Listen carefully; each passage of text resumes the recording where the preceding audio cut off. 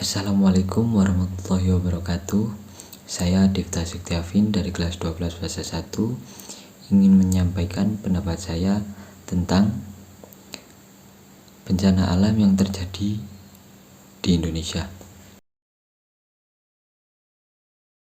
Indonesia menjadi sebuah negara dengan potensi bencana alam, terutama bencana tektonik geologi hingga hidrometeorologi itu yang sangat besar sekali. Kepulauan Indonesia terbentuk dari proses evolusi yang sangat panjang, yakni akibat pergerakan tektonik. Pergerakan tektonik terjadi akibat arus konveksi di dalam perut bumi. Pergerakan tektonik juga membuat lempeng bergerak saling bersinggungan, menjauh atau mendekat. Indonesia berada di antara lempeng Eurasia, Indo-Australia, dan Pasifik.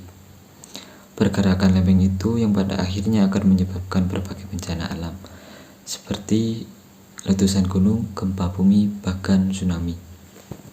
Indonesia rawan bencana hidrometeorologi karena berada di garis ekuator atau khatulistiwa. Negara yang berada di kawasan itu biasanya diterpa El Nino dan La Nina. El Nino membuat suatu daerah memiliki suhu panas yang jauh lebih tinggi dari daerah lain, yang menyebabkan musim kemarau berkepanjangan. Sedangkan La Nina sebaliknya membuat konsentrasi hujan sangat ekstrim. Meletusnya Gunung Semeru. Gunung yang terletak di perbatasan Kabupaten Malang dan Lumajang ini mengeluarkan awan panas sekitar pukul 15.00 waktu Indonesia Barat. Sebelumnya Gunung Semeru telah mengeluarkan lahar pada pukul 13.30. Hal ini dikonfirmasi oleh Koordinator Mitigasi Gunung Api Pusat Vulkanologi dan Mitigasi Bencana Geologi atau bisa disebut PVMBG. Guguran awan panas mengarah ke Besuk Koboan, Desa Supiturang, Kecamatan Pronojiwo, Lumajang, Jawa Timur. Gunung Semeru pertama kali mengeluarkan lahar panas pada pukul 13.30 berdasarkan pengamatan dari pos PVMBG di dekat Gunung Semeru. Puncak Mahameru saat itu tertutup kabut. Kemudian pada pukul 15.00 Gunung Semeru meletus dan mengeluarkan awan panas. Sampai saat ini belum ada keterangan adanya korban jiwa atas peristiwa Gunung Semeru meletus.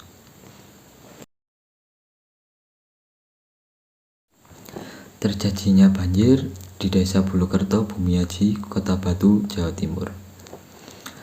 Banjir yang bermaterial lumpur bercampur kayu itu menerjang pemukiman warga. Badan Penanggulangan Bencana Daerah BPBD Kota Batu memastikan ada 5 titik lokasi terdampak banjir bandang. Seorang korban yang sebelumnya dikabarkan hilang telah berhasil dievakuasi. Sementara itu, berdasarkan catatan Pusat Pengendalian Operasi BPBD Kota Batu, sedikitnya 21 rumah warga rusak.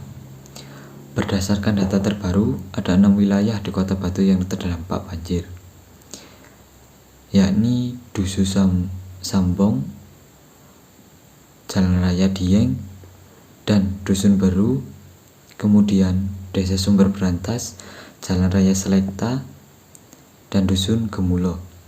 Terdata ada 15 orang korban banjir pada peristiwa tersebut.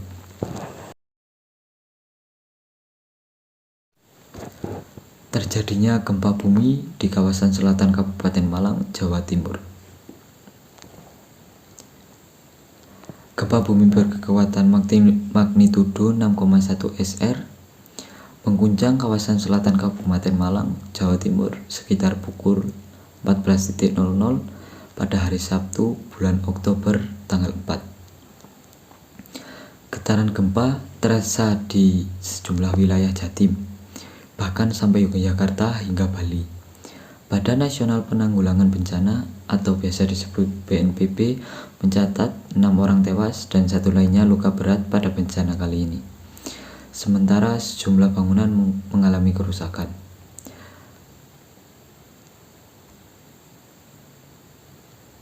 Pusat gempa terletak di laut pada jarak 96 km arah selatan Kota Kepanjen, Malang, Jawa Timur. Gempa selatan Malang ini bukan termasuk gempa megatrus, melainkan gempa menengah di zona Benioff.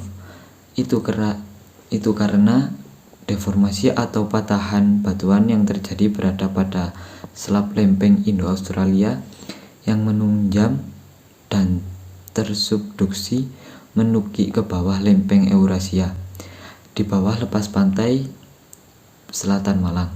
Mekanisme sumber gempa ini berupa pergeseran sesar naik. Mekanisme sumber sesar ini naik sebenarnya sensitif terhadap potensi tsunami. Namun gempa ini berada di kedalaman menengah dan dengan magnitudo 6,1 SR sehingga tidak cukup mengganggu kolom air laut sehingga gempa tidak berpotensi tsunami. Gempa ini memiliki spektrum guncangan yang luas sehingga bisa dirasakan hingga daerah Banjarnegara di barat dan Bali di timur. Adanya spektrum guncangan yang luas berkaitan dengan hypocenter gempa yang cukup dalam. Hasil monitoring BMKG hingga menunjukkan telah terjadi 3 kali gempa susulan aftershock dengan kekuatan kecil kurang dari 4,1 SR yang tidak berdampak atau dirasakan. Sekian video pendapat dari saya. Adapun kurang lebihnya mohon maaf. Wassalamualaikum warahmatullahi wabarakatuh.